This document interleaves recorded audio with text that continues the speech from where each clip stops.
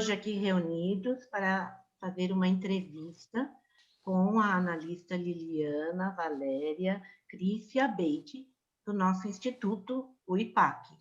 O IPAC está fazendo 22 anos de existência e resolvemos fazer uma série de entrevistas com os analistas dessa instituição. Então, Liliana é psicóloga, é analista didata junguiana, formada pelo nosso instituto, é mestre em artes visuais. Ela também orienta trabalhos, dá supervisão, trabalha em consultório e organizou já vários eventos culturais e psicológicos. Nós temos aqui presentes também Andréa Cunha, também analista do nosso instituto, que vai se apresentar a seguir, e Júlia Cades Cury, que também vai se apresentar a seguir. Olá, eu sou Andréa Cunha, eu sou analista do Instituto, do IPAC, e o meu trabalho é direcionado a um trabalho clínico, com o corpo e com ancestralidade. Olá, eu sou a Júlia Cades, e eu também sou analista pelo IPAC, sou doutora em psicologia, tenho desenvolvido um trabalho agora voltado para as questões de gênero e sexualidade. E eu sou colaboradora voluntária do HC, do Hospital das Clínicas, no IPQ, que é o Instituto de Psiquiatria, onde a gente tem um ambulatório voltado para essas pesquisas e atendimentos. Eu sou Elizabeth Bausch Zimmermann, eu sou psicóloga, eu sou analista junguiana, formada lá pelo Instituto de Zurique. Eu me desenvolvi em direção às linhas expressivas da análise junguiana, então eu trabalho com Sunplay. Aliás, tanto Liliana, quanto Andréa, quanto Júlia também trabalham com Sunplay. E eu sou docente, colaboradora da Unicamp, no Instituto de Artes, e fui também diretora de ensino do nosso programa de formação de analistas, do IPAC. Lili, como nós chamamos a nossa Liliana. Lili, como foi a sua escolha para o curso de psicologia? E também eu gostaria de saber se você fez outras escolhas antes desse curso de psicologia. Bom, antes de tudo, agradeço o convite de estar aqui pelo IPAC, né? Para vocês, queridos, né? Bom, a escolha de psicologia, que eu me lembro desde que eu existo, né? Eu sempre quis ser psicóloga, mesmo não entendendo, sempre quis. Aos 17 anos eu fui minha avó me mandou fazer uma terapia com uma terapeuta muito incompetente, muito ruim, que começou a chorar na sessão e dizer que eu não falava nada, que nem o filho dela, e aí eu desisti de fazer psicologia ali. E aí eu fui fazer outras coisas, fui tentar fazer outras coisas. Entrei em Ciências Sociais, na Unesp, em Araraquara. Depois eu vim fazer arquitetura na PUC de Campinas. Aí fiz Belas Artes, que era um curso de extensão de 4 anos, que tinha na Unicamp, que eu fiz 3 anos, e aí depois regulamentou, como o Instituto, né, começou a ter a graduação. Comecei matemática também, na Unicamp, e aí eu falei assim, não vai ter jeito, vou ter que voltar para a psicologia, porque não tem um lugar que me encaixe. Aí eu voltei, aí fui fazer a graduação na PUC. Aham. E vou só fazer mais uma perguntinha que talvez tenha relação com isso. Em seguida, né, ao curso de psicologia, aliás, no meio dele, eu tenho a impressão que você fez uma viagem, você foi para os Estados Unidos, né? Como que foi sua experiência nos Estados Unidos? E você estudou Jung lá? Quando eu voltei, que eu decidi voltar para a psicologia, eu fiz meu primeiro ano, e aí na inscrição eu conheci Jung, no dia que eu fui fazer a inscrição do vestibular, eu conheci Jung, assim, eu fui ler o livro da Nise e me identifiquei imediatamente. Então eu já comecei a estudar. Aí no final do primeiro ano, meu ex-marido foi fazer doutorado nos Estados Unidos, e aí a gente mudou para lá, moramos lá 5 anos. E lá, aí eu já estava lendo muito Jung, aí eu fiz algumas disciplinas de contos de fadas, de mitologia, na UCLA, né, na Universidade de Los Angeles. E fui fazendo por fora e lendo, né? Foi o que eu acabei, porque eu não tinha graduação, então era difícil conseguir estudar oficialmente lá, né? Porque eu estava bem no meio do caminho, né? Eu não tinha 2 anos para poder transferir e não tinha também o que eles pedem para você ir direto, né? Então, acabou que eu fui fazendo coisas isoladas, fiz um certificado, né? Uma especialização de aconselhamento para dependente químico, e trabalhei na área lá com isso, e foi isso, né? E como é que você foi formalizando, Lili, esse caminho, esse encontro com a psicologia analítica? Bom, eu fui fazendo, né, paralelo o tempo inteiro, né? Como eu já vinha estudando de lá, eu voltei para a faculdade, continuei estudando, fazendo grupos de estudos, fiz grupos de estudo com a Fabiana na época da faculdade, e aí depois eu comecei a fazer terapia com a Beth, e aí, lógico, né, fiz milhões de caixa de areia, e o movimento, né, as atividades de movimento, tudo quanto era grupos e palestras, isso eu sempre frequentei bastante, né, desde sempre, até me formar, que aí foi para a especialização da Unicamp, e aí foi mais, aí realmente ficou mais formal, né. E como é que é o passo, né, de ser uma psicóloga com orientação junguiana, que estuda, faz parte do grupo de estudos, para fazer parte da sociedade, né, quando você decidiu entrar no IPAC, se tornar uma analista, né, quer dizer, o que isso marca internamente para você? O que marcou, né? Internamente, eu acho que, assim, essa coisa de título é uma coisa que eu nunca dei muito valor, né? Não é uma coisa que o papel, para mim, não, para mim é o caminho. Tanto que eu fico assim, eu ainda quero estudar um tempo lá no Instituto Von Franz, entendeu? Para mim, não para, né? É uma coisa, assim, que é do caminho.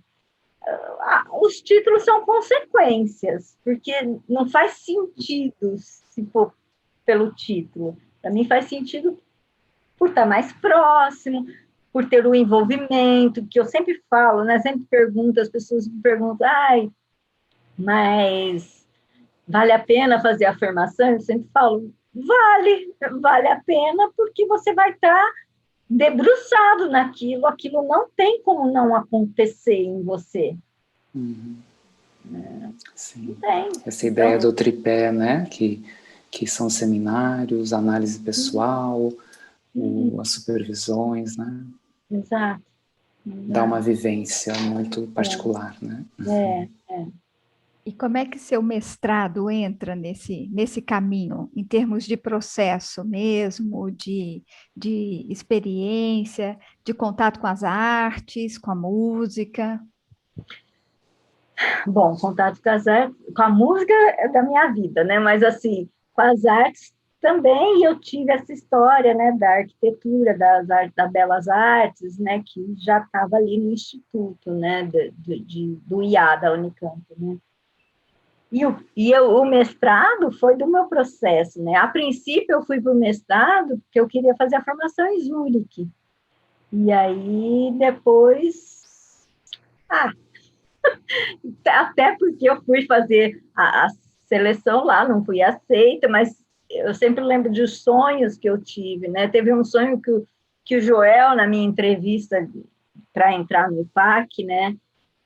Que eu tinha um sonho de uma travessia, e quem me acompanhava nessa travessia, quem me esperava do outro lado eram meus amigos e uma pessoa chamada JB. E aí ele falou, e aí ele virou e falou assim, me parece que o seu lugar é na AJB. Foi muito legal, assim, porque foi um insight muito legal, talvez não era lá mesmo, né? E era uma coisa a ponte do Espírito Santo, tinha toda uma coisa meio assim, que foi um sonho que eu tive quando estive em Zurique, quando eu estava lá. Então, eu acho que também tem isso. Agora, eu esqueci. O mestrado. E aí o mestrado foi do meu processo de caixa de areia, né? A Beth e o Bocara foram os orientadores, né?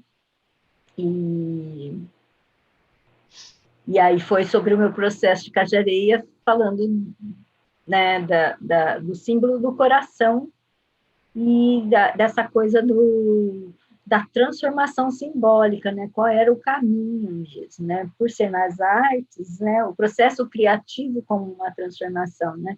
Foi o que acabou sendo o meu mestrado, que tem a ver comigo, não tem jeito, né?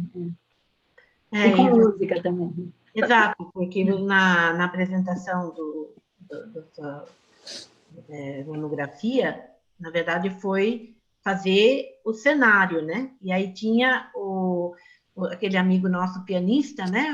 Como que é o nome dele? Esqueci agora. Marcelo. Marcelo, Marcelo e a Lígia, enquanto você fazia o cenário. Então, na verdade, foi uma performance, né? Porque você estava no Instituto de Arte, e eu acho que a Liliana foi a única que fez o mestrado em artes visuais a partir de uma técnica junguiana expressiva, né? Não sei se hoje isso ainda seria possível, né? Porque foi uma abertura muito grande do próprio Bocara de entender a formação de um cenário como algo ligado às artes visuais, né? A um processo criativo de arte. E aí, junto com a música, ficou mais evidenciado, né? Foi um momento muito intenso, muito bonito, tanto é que os examinadores ficaram até sem palavras para fazer a arguição. E foi ali na Artes, né, que começou essa coisa, porque, na verdade, foi numa disciplina, primeiro da Laís, que eu fiz a primeira vivência, né, era com som, né, mas era fazendo a caixa na apresentação do trabalho, e aí depois acho que teve na sua aula, e aí na qualificação, na defesa do mestrado, e depois na monografia. Isso virou um caminho mesmo, que para mim é muito profundo, assim, essa coisa de ter a música e a expressão, né, junto. Né? A defesa da monografia para se tornar analista foi também isso, né? Foi um cenário e foi uma obra de arte também, né?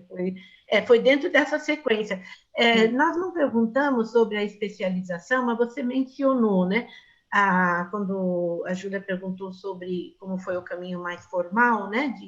De organizar essa tua caminhada para ser analista, o primeiro passo formal foi a especialização, que tem já mais de 20 anos na Unicamp, e que tem mais de 20 anos, né? Sempre tendo 30 a 40 alunos que saem com alguma orientação da psicologia junguiana, né? Não é uma formação de analista, mas é um encaminhamento, né? Alguns vão daí, alguns poucos vão para a formação, continuam, e outros continuam como psicólogo usando essas referências junguianas, né?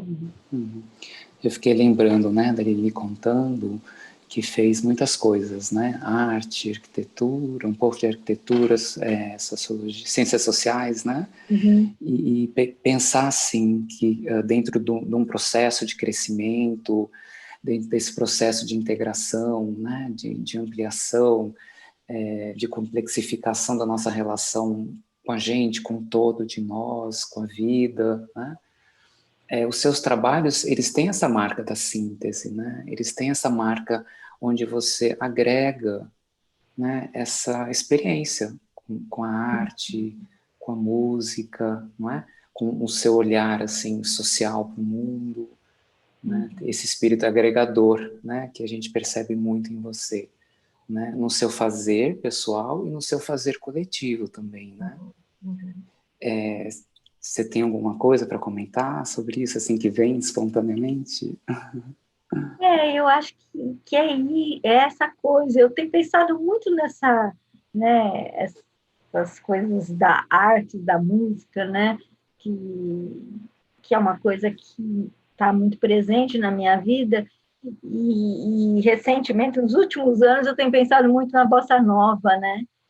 Porque eu cresci assim, eu fui, né? Na minha adolescência era muito forte, mas eu sempre escutei aquela coisa, nossa, tem uma harmonia incrível, mas as letras são muito fracas, né? Muito não sei o quê. E eu comecei a pensar que não. Eu comecei a pensar que ali tem uma revolução muito maior do que parece. Na simplicidade da vida tem uma revolução. Na valorização das coisas pequenas e do amor e da vida, né? Da vida em si, né? Que eu acho que tem uma revolução. E aí eu fico pensando quantas vozes não estão nessa sutileza, né? Resistindo de alguma forma, porque se a gente pensar, a Bossa Nova resiste até hoje, né? Mundialmente, né? Quanto isso não está resistindo, que para mim essa esperança atual é nesse lugar, né? Porque a gente está com tanta tristeza, né?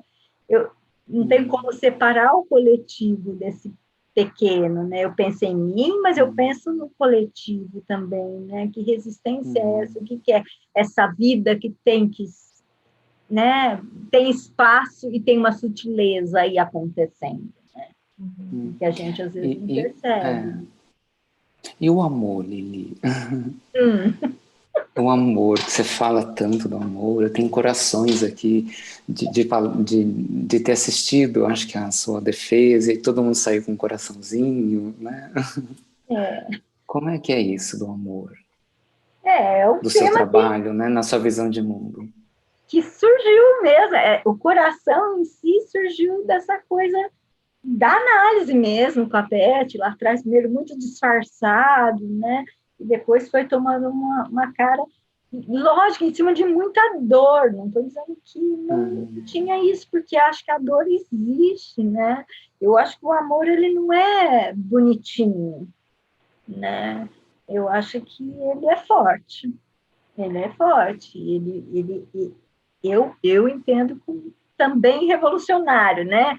Cristo veio para trazer a mensagem do amor e morreu na cruz, né? Então, de que a gente está falando? Eu entendo isso que psicologicamente está dizendo, precisa uma força muito, muito intensa, suportar uma dor muito intensa para transformar e, como que eu falo assim, expandir esse outro lugar, né? Que eu entendo que é o amor, né? Eu adoro essas coisas, eu gosto, eu tenho amor por muitas coisas e tudo. Claro, também tenho raiva, como diz, eu adorei ouvir o Caligares falando, ele falou assim, adoro ter alguém para odiar. O que seria da vida não ter ninguém para odiar? Eu achei o máximo, assim, nossa, que liberdade, tudo bem, não tem ninguém para odiar. Mas assim, tenho raiva de algumas, não chega a ser ódio, mas tenho raiva de algumas figuras, assim, muito importantes aí, né, que a gente está convivendo hoje em dia, né?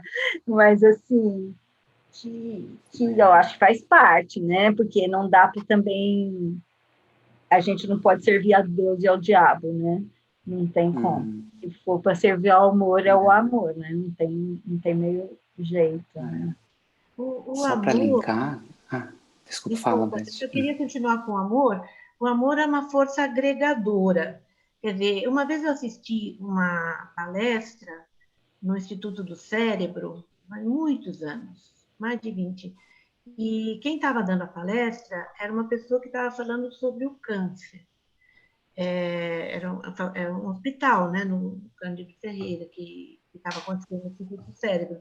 E ele disse que quando se forma um tumor, isso seria uma falta de amor, porque as células, em geral, elas cooperam, elas colaboram, elas formam um todo, elas criam uma unidade dentro da complexidade. E o amor, assim, em última instância, é o que mantém tudo unido, seja os corpos físicos, nossos corpos humanos, seja as forças no universo. Então, ele expandiu essa ideia do amor como uma força agregadora, uma força de integração, né, de união, né? E realmente é o que mais falta, né, em nosso caminho, porque a gente vive cindindo, né? Todos nós temos momentos de muita cisão, de divisão, de não saber como fazer uma síntese diante dos opostos e ficamos angustiados, ou com raiva, ou deprimidos, né? Nesse momento, por exemplo, nós estamos vivendo com a doença, com o Covid, muitas situações de desagregação, de falta de união, de colaboração, né?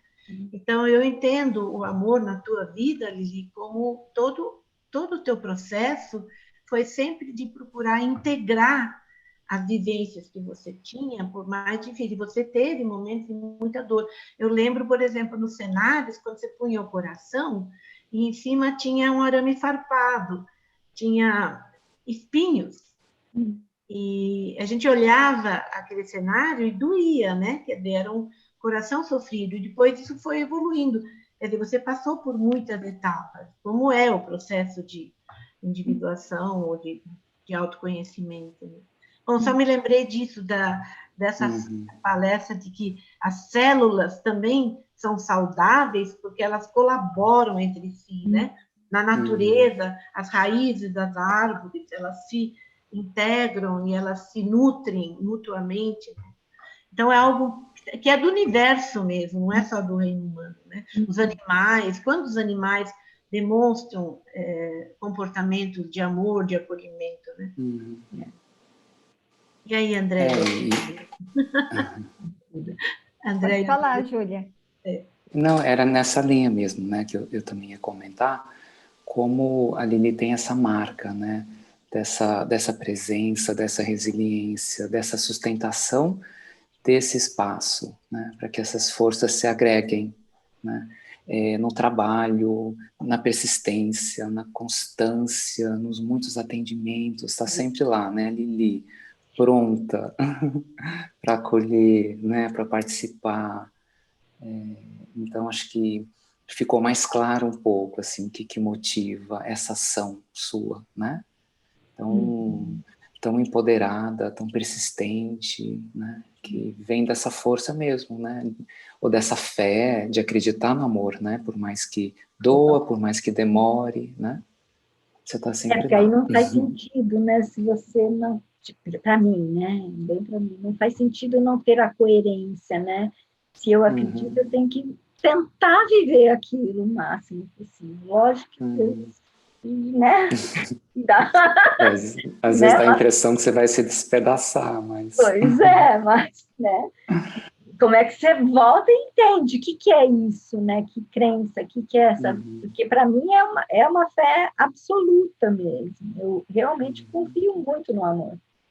Confio muito, não tenho dúvida. Diga, Andréia.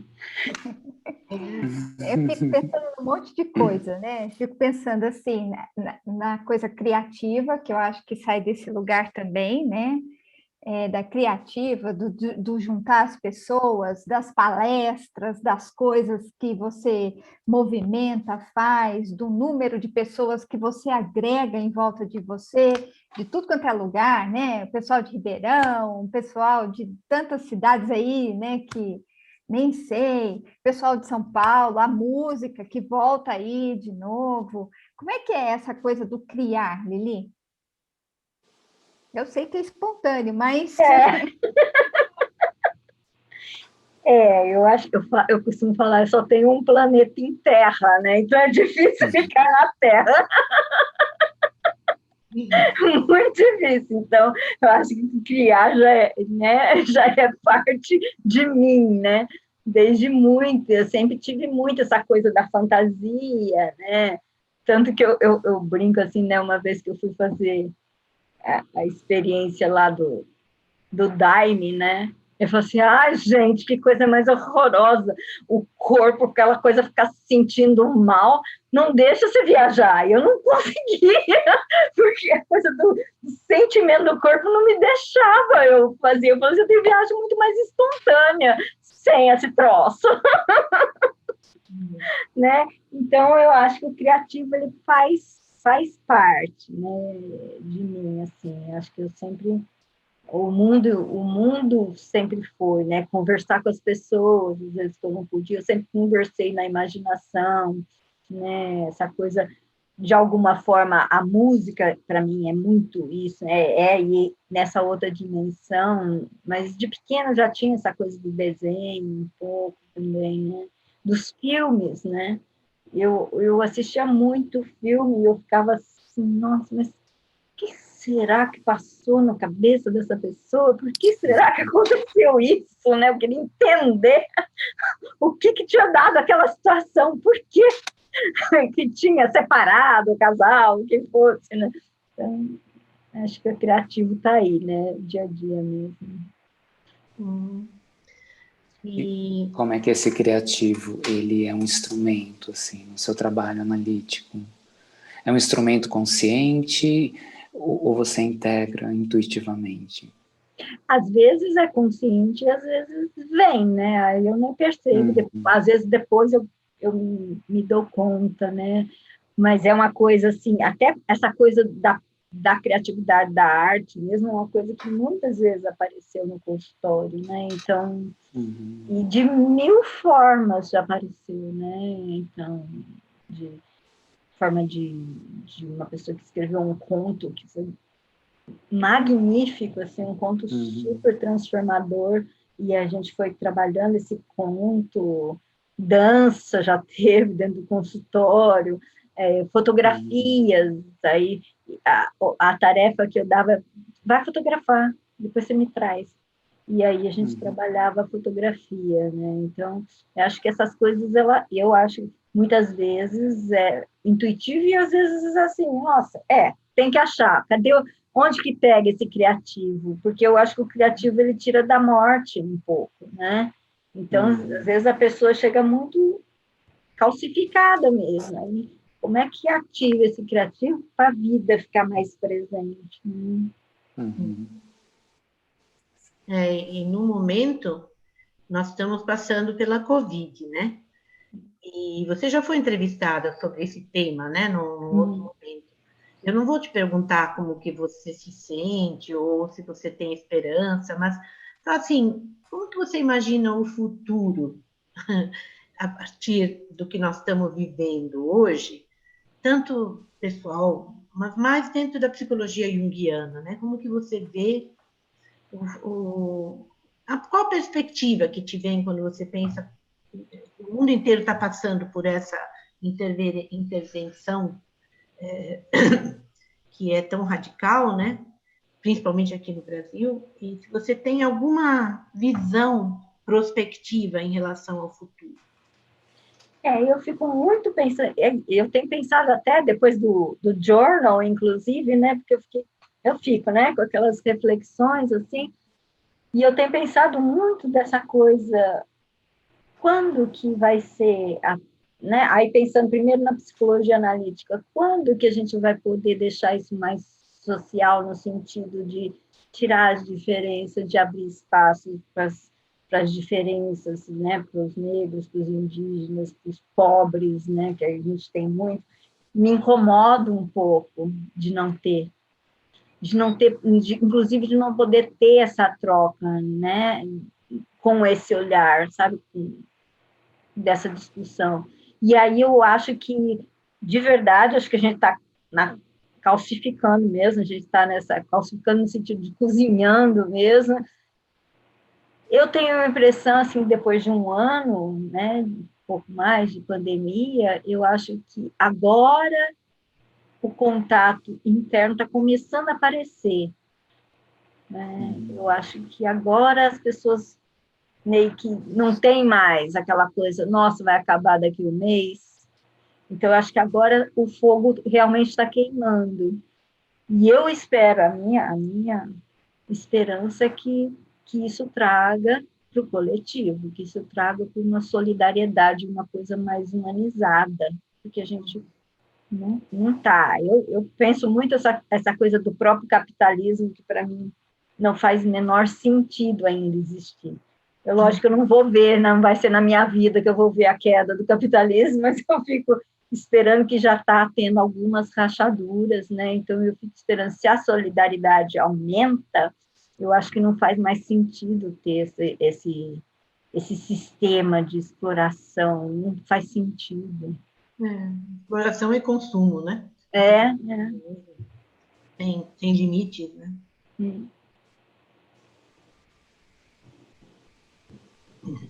E como é que você vê isso na clínica, Lili? Da solidariedade, você está falando? Da solidariedade, já que foi ela que veio. Eu acho que quando eu falo assim que agora quando se perde a ilusão de que é daqui um mês, né? Eu vejo isso muito, né? Claro que eu acho que eu tenho muita sorte, assim, que eu tenho pessoas que são muito especiais, assim, as pessoas com quem eu trabalho, assim, eu acho que são pessoas que, de alguma forma, já têm esse núcleo, então não vou dizer que isso é para todo mundo, mas é para essa população que eu atendo, né? Então, eu vejo que tem uma tentativa, já tem coisas, né, de estar ali, qualquer possibilidade de auxílio, agora não tem que pensar, tem que auxiliar quem está passando fome, tem que auxiliar, depois a gente pensa outra coisa, é o que tem que fazer de imediato, né? Depois você resolve o problema, né? Não adianta só ficar brigando pela ideia, né? Porque eu acho que isso já não cabe mais, tem que ser de novo, o real, né? Tem que ser o efetivo, né? Em todos os sentidos, né? Muita morte, né? Muita coisa assim que... Hoje de manhã teve lá na Casa Shri Aurobindo, em Belo Horizonte, teve uma palestra sobre o poema épico Savitri, de Shri Aurobindo, e o texto estava girando entre, vamos dizer assim, o significado da morte na nossa vida de aperfeiçoamento ou de desenvolvimento, né? Então, diz assim que enquanto a gente está na polaridade do prazer e da dor, a gente não chega numa coisa que seria a beatitude. Daí a gente se pergunta, o que é a beatitude, né? Então, a beatitude seria um estado em que, isso que você disse, quer dizer, essa transformação do ser humano, né? De ter menos diferenças sociais, de ter mais solidariedade, de ter amor pela natureza, de ter prazer em viver. E claro, beatitude é algo muito sublime, mas se a gente pensar assim, nos passos até lá, né?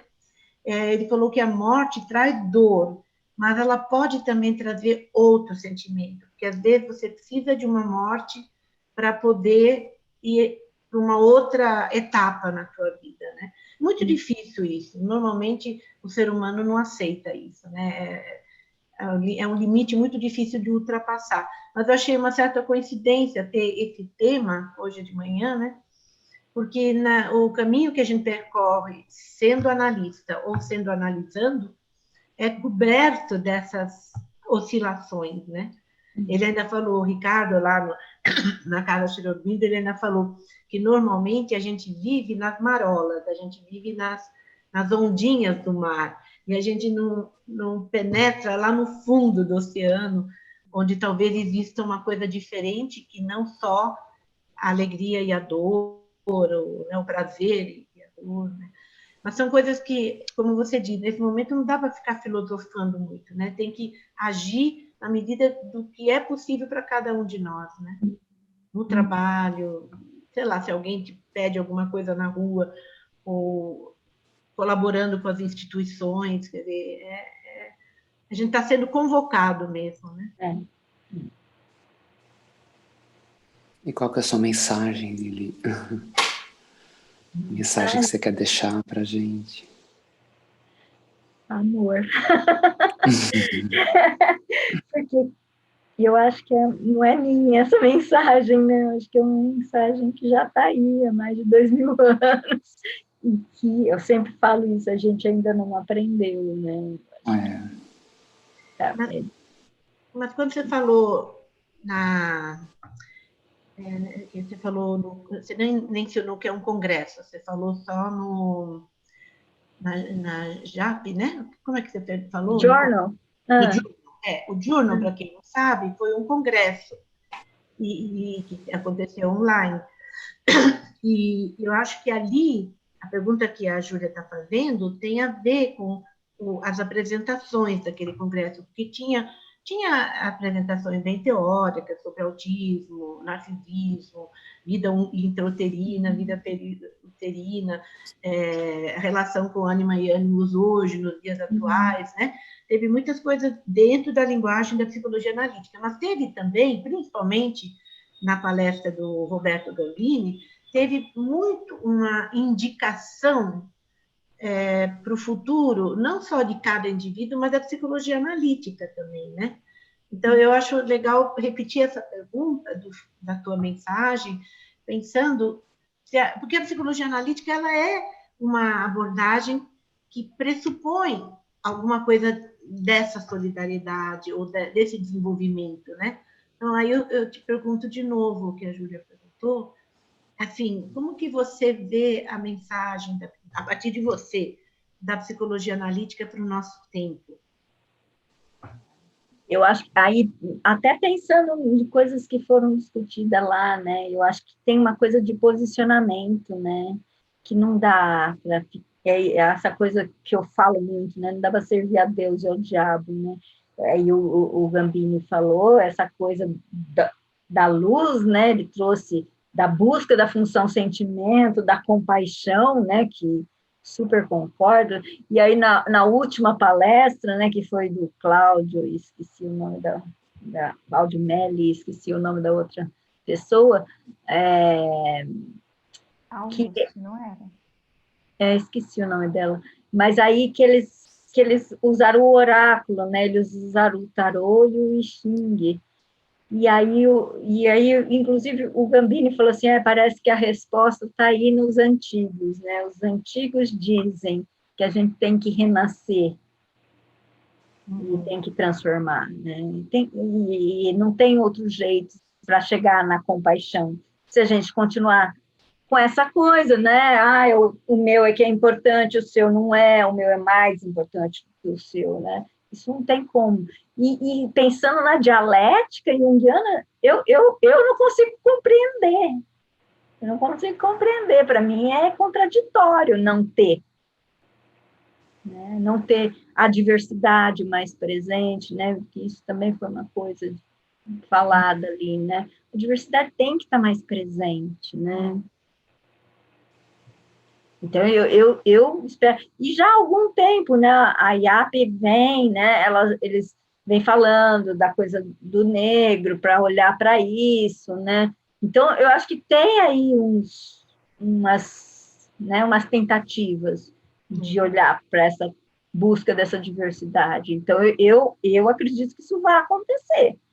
Eu acho que, para mim, seria o caminho natural. Se não for, vai ser um interdito, né? Vai ser uma coisa que não foi permitida mesmo. Né? Você falou do passado, pensei nas populações originárias, né? Nos povos originários, tem tanto para ensinar, né? Você quer falar alguma coisa sobre isso, Andréa? A Lili sabe, ela é minha incentivadora mora, assim, desde o início, né? Essa coisa da origem, né? Da importância da origem, né? Que começou pelo corpo, no trabalho com você, Beth, porque é interessante, porque são as memórias do corpo que começam no trabalho com você e depois vai se expandindo, né? E aí me veio de perguntar para a Lili da ancestralidade dela e da coisa do negócio árabe, do livro árabe. Bom, até onde eu sei, né? Eu tenho uma ancestralidade majoritariamente italiana e por parte do meu pai, que ele dizia que era turco e sírio. Né? Algumas pessoas falam que é libanesa, eu não sei porque eu não tenho acesso. Mas é uma coisa que começou a aparecer também, né? Tanto que eu sempre conto essa história, né? Que eu achei um certificado de um avô, pai do meu pai, que eu não conheci, e que tinha que ele era do Partido Socialista, em 2020. Já entendi de onde veio isso, né? Aonde? O Partido Socialista aonde? Em Batatais. No Brasil. No Brasil. E aí tem essa coisa, a partir disso, né? Meu pai faleceu quando eu tinha 17 para 18 anos, né? E é uma coisa que é isso, dessa origem ficou perdida. Agora, a alquimia árabe, ela começou a me chamar, né? E aí, quando eu li aquele texto da Von Franz sobre o Ibn Arabi, eu falei assim, gente, tem tudo a ver, eu quero estudar mais, eu quero ir lá para falar lá, eu esqueci o nome do cara, que é o cara que continuou, que é acho que ele é um árabe, eu esqueci o nome dele lá, do Instituto Von Franz, porque a alquimia árabe, ela fala, o fundo, o ouro é o amor, né? É o amor, não tem outra coisa, né? Então, talvez isso seja da minha própria ancestralidade, né? Como você está falando, né? Eu não inventei nada, já estava aí, né? Só estou, talvez, dando um pouco de voz, né, nesse tempo, né? Dando muita voz. Eu não sei se a gente agora conclui, se já está bom. Se você tem alguma pergunta para nós, Lili. Ai, eu não. Eu gostei da ideia da Beth. Eu gostei, achei interessante. Você fazer uma pergunta para a gente. É ruim. Como é que é essa sensação, né? De estar aqui, da gente estar te perguntando. Nervosíssima, lógico, né? Morrendo. Apesar de vocês queridos, não tem jeito. Mas, ao mesmo tempo é bom, né, da gente poder estar nesse momento, nessas condições, nesse movimento do tempo, estar juntos, né? Nós quatro aqui, né? Eu, a Beth, a Lili, a gente começou lá atrás, 94, a Lili anotou num papelzinho o telefone da Beth para ligar para ela, e ficou com esse papelzinho um tempão, até que conseguiu, e a gente se juntou e fez o trabalho de corpo muito tempo, quer dizer, muitos anos juntas, né? Mais para frente. Também, né? Paulo Baeta. O Paulo, mais para frente a Júlia entra, né? No caminho da gente também. Né? A Júlia já tem uns 20 anos também quase com a gente, né? Não sei. Não, menos, 16 talvez. Foi quando você entrou na especialização, né? Então, eu acho assim, é um presente a gente poder estar juntas, nós todas aqui, podendo conversar, né? Sobre essa potência que você tem mesmo de agregar pessoas. Eu acho isso muito interessante, né? Com as palestras que a gente faz lá no consultório, as coisas que a gente movimenta, né? Você tem essa coisa, né? Você tá, mas você nunca está sozinha, você está cheio de gente junto, sempre. E como esse formato, né, assim, da gente estar aqui entrevistando, perguntando, aprofundando, também foi vivificando, né, essa ideia toda do amor, né, eu acho que eu consegui sentir hoje, assim, com mais clareza, assim, o que é esse amor, enquanto essa força, essa sustentação, né, que você faz, né, para essas saídas criativas surgirem, né? Para essa função transcendente surgir. Às vezes demora, às vezes ela não vem, mas o amor aí também, né? De sustentar essa fé, né? Então foi muito bom. Importante só ainda falar uma palavra que para mim tem tudo a ver com a Lili, que é a continência, e ser capaz de acolher tantas pessoas, que atende muitas horas por dia. E tem aí vem de novo a palavra o amor, porque para poder seguir tantas horas atendendo as pessoas e recebendo mesmo, essa continência também está fundada no amor, né? Nessa fé ou nessa força que você irradia, né?